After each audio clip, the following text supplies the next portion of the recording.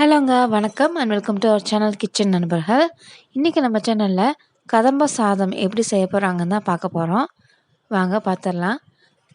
அதுக்கு முதல்ல பருப்பும் தக்காளியுமா சேர்ந்து போட்டு குக்கரில் வேக வைக்க போகிறோம். 1/2 கிலோ அளவுள்ள அரிசி எடுத்திருக்கோம். அதுக்கு 1/4 கிலோ அளவுள்ள துவரம் பருப்பு போட்டு வேக வச்சுக்கலாம்.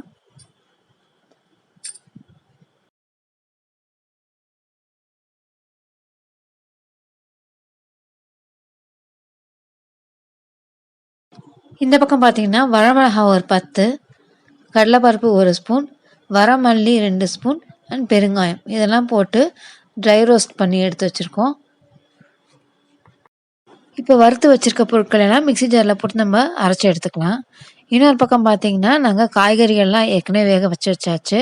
கத்திரிக்காய், முருங்கைக்காய், உருளைக்கிழங்கு, சுரைக்காய், கேரட்டு, பீன்ஸு, வாழைக்காய் சேர்த்துருக்கோம். அண்ட் சுண்டல் தனியாக வேக வச்சு எடுத்து வச்சாச்சு. ஸோ அதுக்குள்ளே நம்ம வறுத்த பொருட்களை அரைச்சி எடுத்துட்டோம். இப்போ சாதம் தனியாக குக்கரில் வச்சு எடுத்துக்க போகிறோம். இது எல்லாமே ஒவ்வொரு ஸ்டெப் பை ஸ்டெப்பாக செய்கிற மெத்தட் மாதிரி தாங்க இருக்கும். முதல்ல பருப்பும் தக்காளி வேக வச்சு எடுத்தாச்சு. வறுத்து வச்ச பொருட்களை அரைச்சி எடுத்துட்டோம். காய்களை தனியாக வேக வச்சு எடுத்துட்டோம். அதே மாதிரி சுண்டலையும் தனியாக வேக வச்சு எடுத்தாச்சு. இது கொஞ்சம் ஒவ்வொரு ஸ்டெப்பாக போகிற ப்ராசஸாக தான் இருக்கும். ஸோ கவனமாக பார்த்துக்கோங்க. தேவையான அளவு தண்ணி சேர்த்து சாப்பாடு நம்ம குக்கரில் செஞ்சுக்க போகிறோம். 1 டம்ளர் அரிசிக்கு 2 டம்ளர் தண்ணி வச்சிங்கன்னா சரியாக இருக்கும். ஏன்னா இதுக்கப்புறம் நம்ம சாம்பார் தனியாக வச்சு தான் சேர்த்து கிளற போகிறோம். இப்போ சாம்பார் செய்ய ஆரம்பிச்சிடலாம்.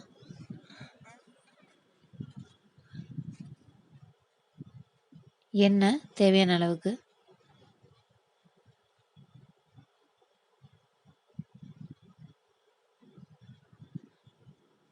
கடுகு பொரிஞ்சோடனே காஞ்ச மிளகாய் 2 சேர்த்துக்கலாம்.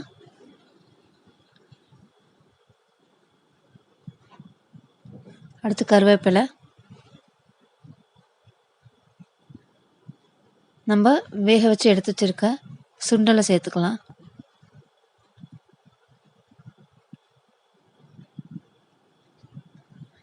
அதுக்கடுத்து வேக வச்சு எடுத்து வச்சிருக்கிற காய்கறிகளையும் நம்ம இப்போ சேர்த்துக்கலாம். இது எல்லாத்தையும் ஒரு வாட்டி நல்லா கிளறி எடுத்துக்கலாம்.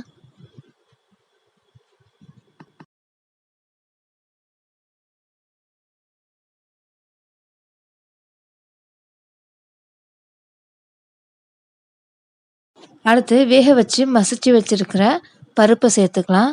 அந்த பருப்போடையே 2 தக்காளி வேக போட்டு வச்சுருந்தோம்.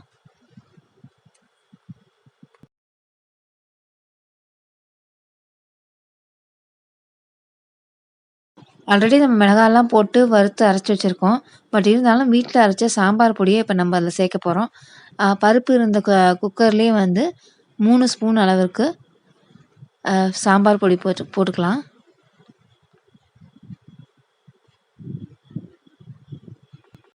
அது கூடயே மஞ்சள் தூள் 1/2 ஸ்பூன்,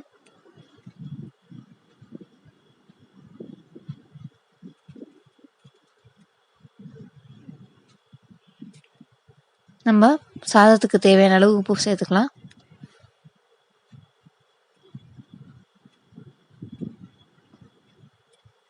இதில் தண்ணி சேர்த்து கரைச்சிட்டு இதை நம்ம இப்போ குழம்போடு சேர்த்துக்கலாம்.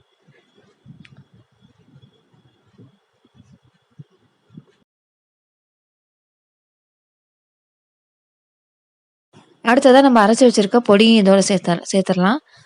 வரமிளகா, வரமல்லி, கடலைப்பருப்பு, பெருங்காயம் இதெல்லாம் சேர்த்து வறுத்து அரைச்சி வச்சுருந்தோம். அதை இப்போ சேர்த்தாச்சு.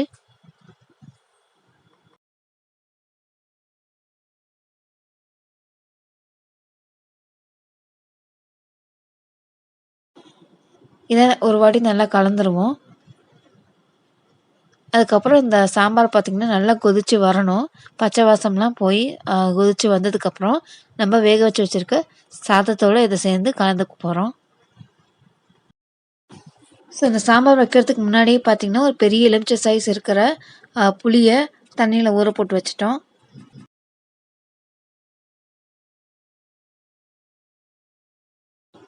ஸோ சாம்பார் நல்லா கொதித்து வந்துட்டுருக்கு. இப்போ நம்ம இந்த புளியை கரைச்சி இதோட சேர்த்துக்கலாம். சாம்பார் இன்னும் ஒரு வாட்டி நல்லா கொதி வந்துருச்சுன்னா அவ்வளோதாங்க, சாம்பார் ரெடி ஆயிடுச்சு. அடுத்து நம்ம சாதத்தோடு இதை கலக்க வேண்டியது தான் வேலை. சாம்பார் ரெடி ஆகி முடிச்சதுக்கப்புறம் கடைசியாக கொத்தமல்லி இலைகளை சின்ன சின்னதாக கட் பண்ணி இதில் சேர்த்துக்கோங்க. அந்த நேரத்தில் அங்கே இல்லாதனால நாங்கள் கொத்தமல்லி இலைகள் சேர்க்கலை. சாதமும் வெந்தாச்சு. பட் இன்னும் கொஞ்சம் அது குலைவா இருந்தா நல்லா இருக்குங்கிறனால கரண்டிய வச்சு நல்லா மேஷ் பண்ணி விடுறாங்க.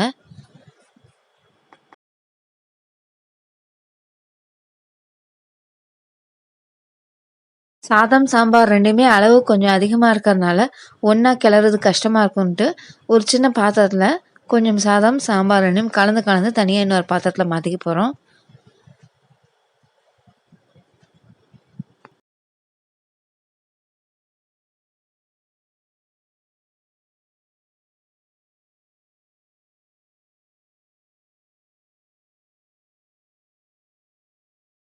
நீங்க அளவு கம்மியா வைக்கிறீங்கனாலோ, இல்ல ஒரு பெரிய பாத்திரத்துல உங்களால ஃபுல்லாவே கிளறிட முடியும்னாலோ, நீங்க அந்த மாரி செஞ்சுடுங்க.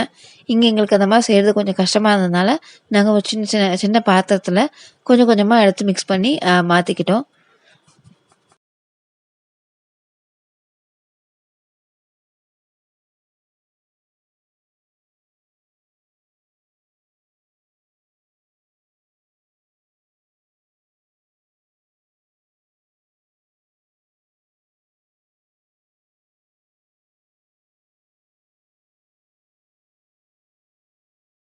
இப்ப நம்ம கதம்ப சாதத்தோட ஃபைனல் ஸ்டேஜுக்கு வந்துட்டோங்க. நல்லா தாராளமா நல்லெண்ணெய் சேர்த்து இத கிளறிக்க போறோம்.